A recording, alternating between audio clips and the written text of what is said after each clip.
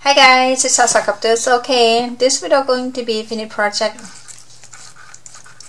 for the product. Okay guys, so this is I call chipboard fence album. So I love this album. It's so cute.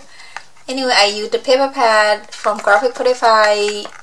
Let's celebrate 8x8 paper pad. This album is a little bit bigger than chipboard. It's about 8 by a quarter, so that's perfect for me that I want to do like a border like that, guys. You can see that. So on the edge is the border. I paint this in white acrylic paint, and I cut the front page. You know, you guys see the fence right there. I heat the paper and then I use my craft knife, this one, to cut to the, you know, the gate there, the fence there. I love it.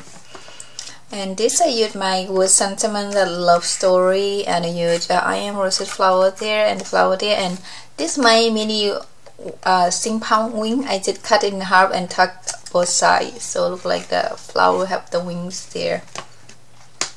And I use my wood leaf there and the flower here. And this one is my favorite trim ever. So this it came like this, but I cut it. You guys can see that. So I cut along the line there, if you guys can see what I mean. So when you get it, you cut it like this. If you want to use a small like me, you cut it like that. And this is how I did mine, though, guys. You can see that. See, so this one you just straight it out, it will straight up, guys. So that's how I use. I just love it, guys, because it's ruffle and really tiny, perfect there. At first, you know what, I didn't use the ring to buy it, but I changed my mind. I used the paper. So on here, you can see I used a cover on the back of the paper pad. It came like this. This is a back the cover too. See that? Same thing inside that I buy. I think I find it is sturdier than just a regular cardstock when you do the binding. So keep your all the backing of the paper like this. So see how thick that is, thicker than your cardstock. So this is really good to do for your, you know, the binding. So I love this, but this one I already painted. I used all the paint, and now I know I will keep those to make the binding. So yeah, and it depends on how wide you want this to be. So this the gap between this is my 5 inch, guys. So that I usually just use the white part, and then I cover it later with the paper, just the pattern paper.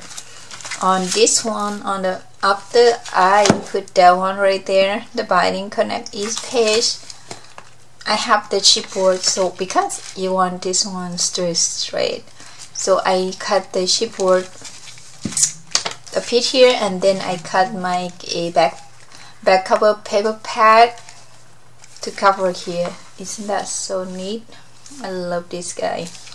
And I paint all this with white acrylic paint, you can see. And for the crochet, I use the Velcro, but this one is again I use the cover paper. I tuck underneath this, and I use my trim here to cover on both sides. When you open it, let me show you what it look like on the top first. You can see that it's kind of chunky, but not too chunky to me. So when you open it up, I'll show you guys this paper. I cut this die cut from the paper. I cut it, and I use my jar tags. So you can see I cover with the paper both sides, and I paint this with acrylic paint with my foam brush, and I use my sentimental joy and wood leaves and a flower right there. So on this one, I'm gonna tell you guys, this one is a coincidence, guys, that after I cut this, let me show you.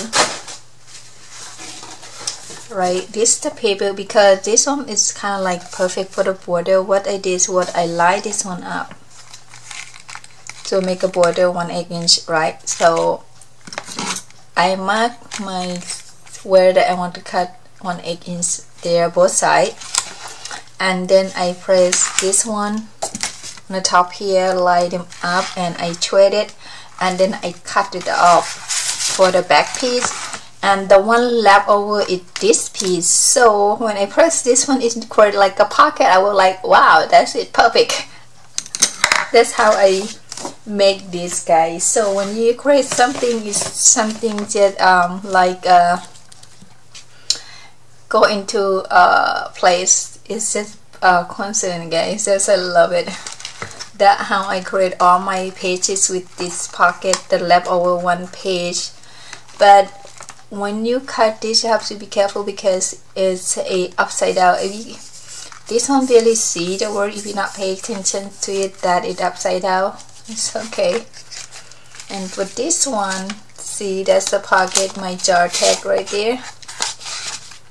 And I use my remember the arrow sentiment and flower right there. And for the next page, again, I have my birdhouse and the mini birds and forever and this flower and my jar tag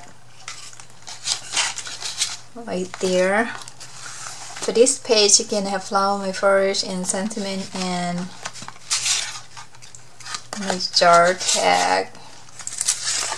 Again, for this page, I use my leaves, wood, and said in love, and you know, and I kinda want to use the scrap paper, so I tear it, put the scrap paper up there, and I tear it up and line it up just right there, so you get the look. And this one is just die cut from the paper.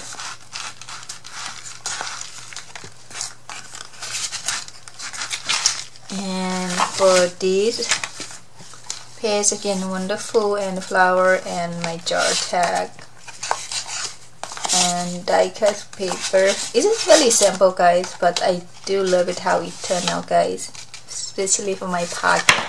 Oops, this one fall off. Thing for me. So again, my jar tag, and I use the scrap paper and it's right up there. That's so cool. And again, the die cut paper. This little heart from the steampunk wing there, I cut, chop in half, and put the both sides, tuck in there, and use sentiment there. And this one I use the wood wing. I did not cut, guys. I just use the paper on the center on the heart, and the sentiment creates his memories. And I use again my jar tag right there. That's it, guys. Really easy and simple. And this on the back, what it look like. It's chunky, but it's not way too chunky. I just love this. It's really sturdy though, guys. Look at it. Because I used, I think it's sturdy because I used the cover paper pad to buy my binding, and the cover here, I think it's perfect, guys. Okay, that's it, guys. Thank you everyone for keep watching, and we'll see you guys next video. Bye bye, guys.